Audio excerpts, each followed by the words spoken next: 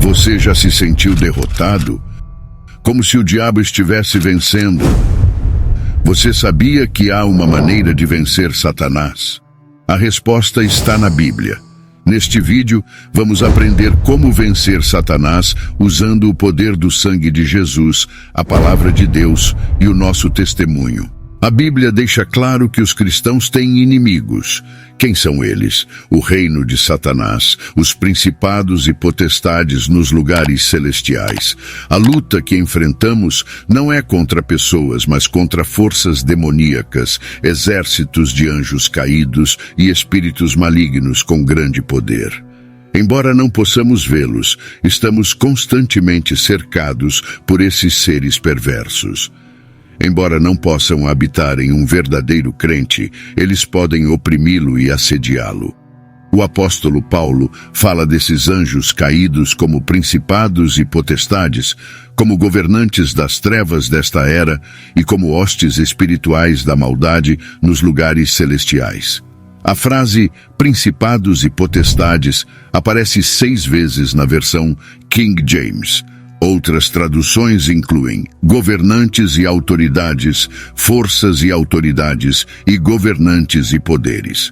Na maioria dos lugares onde a frase aparece, o contexto deixa claro que se refere à vasta gama do mal e espíritos maliciosos que fazem guerra contra o povo de Deus. Os principados e potestades de Satanás são seres espirituais que operam no reino invisível. Eles dão poder ao mal no mundo e se opõem a tudo e a todos que são de Deus. A primeira menção aos principados e potestades está em Romanos capítulo 8. Os versículos falam da vitória de Cristo sobre todas as forças reunidas contra nós. Mas em todas estas coisas somos mais que vencedores, por meio daquele que nos amou. Pois estou convencido de que nem morte nem vida, nem anjos, nem demônios, nem o presente, nem o futuro, nem quaisquer poderes, nem altura, nem profundidade, nem qualquer outra coisa na criação será capaz de nos separar do amor de Deus que está em Cristo Jesus, nosso Senhor. Romanos capítulo 8, versículos de 37 a 39. Outra menção aos principados e potestades está em Colossenses capítulo 1. Versículos 13 e 14.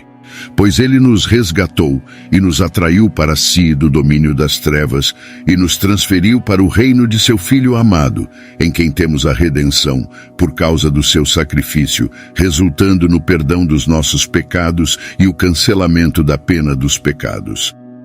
Deus é o Criador e governante de todas as autoridades, sejam elas de bem ou de mal.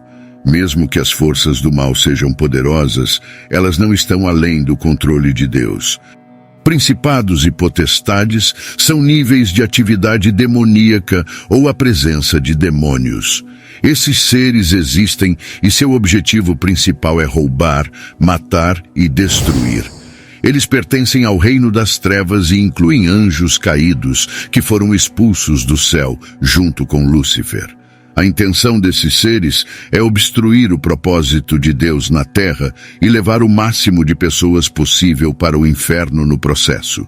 Eles patrulham seus domínios e estão sempre procurando maneiras de prejudicar os cristãos. Um exemplo disso é o príncipe malvado que lutou contra o anjo Miguel para impedir que a palavra de Deus chegasse a Daniel. Jesus venceu o poder do mal na cruz. Ele destruiu as acusações que Satanás tinha contra nós e nos libertou da escravidão do pecado. Em Efésios capítulo 3, versículos de 8 a 12, Paulo fala sobre diferentes principados e potestades, aqueles dos reinos celestiais. Esses principados e potestades não têm poder sobre Jesus. Uma guerra espiritual está acontecendo agora que afeta todas as pessoas do planeta. É um confronto entre 2 reinos. Um reino é liderado por Deus Todo-Poderoso, o príncipe da paz, enquanto o outro é liderado por Satanás, o príncipe do poder das trevas. A primeira batalha foi travada antes de Gênesis, no que os estudiosos da Bíblia chamam de passado sem data. Havia apenas um reino sob o comando da divindade trina da época, Deus Pai, Deus Filho e Deus Espírito Santo. A guerra começou quando Lúcifer, um dos anjos de Deus, se rebelou contra ele. Ele estava insatisfeito com seu lugar no reino de Deus e queria ser igual a Deus. Lúcifer foi expulso do céu junto com seus seguidores, que se tornaram demônios. A batalha espiritual entre o reino de Deus e o reino de Satanás continuará até que Jesus Cristo volte para estabelecer o seu reino eterno. Sabemos que Satanás foi expulso do céu devido ao seu orgulho rebelde. Ele estava insatisfeito com o seu lugar no reino de Deus e queria ser igual a Deus. A força motriz por trás desta batalha épica é o mesmo que acontece em qualquer guerra: uma luta pelo poder. Lúcifer queria tomar o poder de Deus, e a única maneira de fazer isso era pela força. A guerra estourou no céu. Apocalipse capítulo 12, versículos de 7 a 9 diz: E a guerra estourou no céu. Miguel, o arcanjo e seus anjos travando guerra contra o dragão. O dragão e seus anjos lutaram, mas eles não foram fortes o suficiente e não prevaleceram, e não havia mais lugar para eles no céu. E o grande dragão foi derrubado, a antiga serpente que é chamada de Diabo e Satanás, aquele que continuamente engana e seduz todo o mundo habitado. Ele foi jogado na terra e seus anjos foram derrubados com ele. Depois de ser expulso do céu, Satanás e seus seguidores comprometeram-se um com o outro e formaram o reino rebelde, que ainda existe hoje e continuará a existir até que seja destruído pelo poder supremo de Deus. No Jardim do Éden, Satanás lançou seu primeiro ataque na autoridade de Deus na terra. Através da tentação de Eva, ele conseguiu fazer com que ela e Adão pecassem, o que resultou na queda da humanidade. A batalha continuou após a queda, mas a cruz de Cristo seria o campo de batalha final, onde o destino de Satanás e de seu reino de anjos caídos seria selado para toda a eternidade. Não havia espaço para diplomacia. O pecado tinha que ser punido para sempre. Deus expulsou Adão e Eva do jardim, sabendo que o maligno é violento e uma guerra cruel deixaria um rastro de destruição, com toda a humanidade ferida e muitos destruídos para sempre. Conhecer seu adversário lhe dá a capacidade de derrotá-lo. Subestimar o inimigo é perigoso. É semelhante a formar uma aliança com a oposição para garantir sua própria derrota. Paulo nos alertou para mantermos nosso objetivo principal em mente para que possamos resistir às ciladas do diabo e não nos voltarmos uns contra os outros. Ele enfatizou que nosso adversário não é de carne e osso. O diabo é um inimigo perigoso e astuto que está sempre procurando maneiras de nos prejudicar. Ele é como um leão que ruge, procurando devorar sua presa. Seus demônios estão sob suas ordens para procurar e destruir aqueles que se recusam a submeter-se a ele, bem como para prender aqueles que o fazem. Quando os crentes são libertados do domínio do diabo, eles são transformados pelo poder do Espírito Santo. Esta transformação é sobrenatural e Satanás não pode imitá-la. O livro das Revelações apresenta um clímax profético para a guerra entre o reino de Deus e o reino das trevas. Em Apocalipse capítulo 12, versículo 9 diz: E o grande dragão foi lançado fora, a antiga serpente, que é chamada de Diabo e Satanás, o sedutor de todo o mundo. Ele foi lançado para a terra, e seus anjos foram lançados com ele. Este versículo nos dá a descrição mais completa de Satanás em um versículo. A palavra diabo significa caluniador ou falso acusador. Satanás significa inimigo ou opositor. Satanás é o caluniador que se opõe a Deus, ao povo de Deus e ao propósito de Deus, enquanto engana o mundo inteiro. Há um segredo poderoso nas Escrituras que nos ajuda a vencer Satanás. Em Apocalipse capítulo 12, versículo 11 diz: Eles triunfaram sobre ele pelo sangue do Cordeiro e pela palavra do seu testemunho, e não amaram a sua vida até a morte. Este versículo nos diz que podemos vencer Satanás pelo sangue de Jesus e pela nossa obediência a ele. Quando nos arrependemos de nossos pecados e confiamos em Jesus, somos perdoados e recebemos o poder do Espírito Santo para viver uma vida santa. Ao vivermos para Jesus, podemos resistir às tentações de Satanás e compartilhar o Evangelho com outros. Podemos vencer Satanás quando testemunhamos pessoalmente do que a palavra de Deus diz sobre o sangue de Jesus e o que isso faz por nós. Nosso testemunho torna isso pessoal e assume a verdade universal das Escrituras, aplicando-o pessoalmente em nossas vidas. O sangue de Cristo é poderoso e tem vários benefícios para os crentes. Redenção e perdão. O sangue de Jesus nos redime do pecado e nos perdoa.